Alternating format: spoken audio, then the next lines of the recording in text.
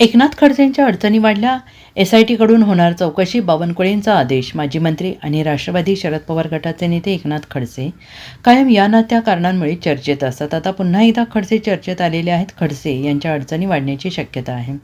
महसूल मंत्री चंद्रशेखर बावनकुळे यांनी एकनाथ खडसे यांच्या विरोधात SIT नेमण्याचे आदेश दिले आहेत.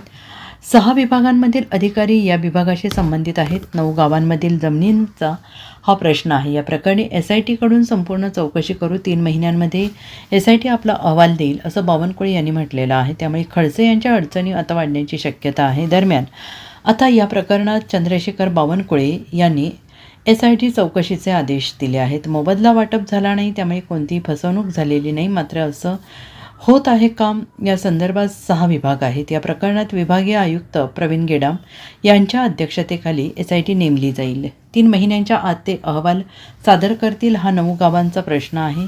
6 विभागाचे अधिकारी देखील या प्रकरणाशी संबंधित आहेत. त्यांचीही चौकशी करावी लागेल. अहवाल सभागृहात सादर केला जाईल, असं यावेळी बोलताना बावनकुळे यांनी म्हटलं आहे. Bureau report, SBN Marathi, Mumbai.